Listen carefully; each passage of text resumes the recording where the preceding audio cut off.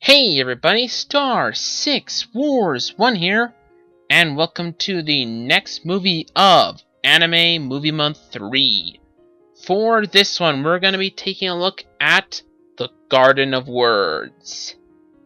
Now, this movie is an odd one since I'd already watched a movie from both the same company and the same director, 5 centimeters per second, so I went into this with some hype, but I was a little worried that it wouldn't be as good as 5 centimeters per second. Was I right? Was I wrong? Well, let's find out. First up, the story. The story is about the relationship, if you could kind of call it that, of a teacher named Yukino, though we aren't revealed her name until like the halfway point, and Takeo? Sorry if I pronounced that wrong, but we see how those two basically, it's not so much a romantic relationship, just as a friendship, whatever you want to call it. You could pretty much interpret it any way you want. Honestly, the story is not necessarily the best, but it's pretty decent. And for a 46-minute movie, pretty well told. Honestly, no complaints there. Then we get into the characters. The two I mentioned, Yukino and the other guy who I won't even try to pronounce again, are basically the only characters you should really get to know and care about. The rest are kind of just there.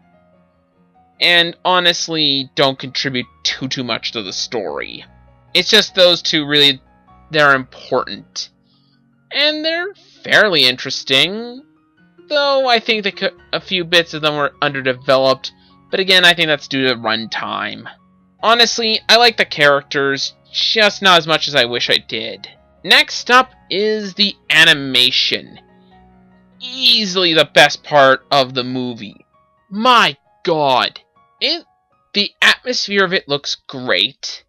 The animation itself is pretty as hell, and just the detail of it is so great. I love the animation here, and I easily think it's the best part of the anime. At least in my opinion. Next up is the music. Again, I find the music's actually really intriguing. Not great, and not one of my particular favorites. I kind of prefer 5 centimeters per second in terms of music. But this is a nice other one as well. And I think it's got some decent tracks of its own, so there's that too. Now, should you go with this one sub or dub? Honestly, I think sub. Now, this does have a dub, but it's a really bland Sentai dub, and not a good one at all. Just kind of bland and uninteresting, and I actually think kind of hurts the anime.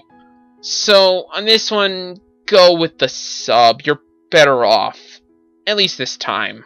Overall, I hate saying the words I was underwhelmed by the movie, but I was underwhelmed by the movie. Sure, I gave it a lot of praise, and I do like the movie, don't get me wrong, but it's nothing spectacular like 5 centimeters per second was. Though again, I wasn't going in with the expectation it was gonna be better, honestly. I thought it wouldn't be as good, and for what it was worth, it proved me only half right. I think the animation is great, so there's at least something there. Overall, it's a good movie. I just don't think it's anything great.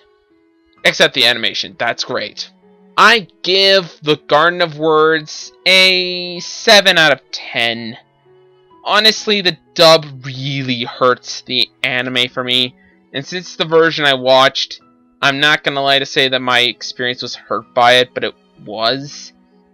And even without it, it's not a particular favorite of mine to begin with. So there's that. Overall, it's a good anime. I do recommend it, but it's not a particular favorite of mine. Anyways, that's all from me. This has been Star 6 Wars 1, and I'll see you guys next time.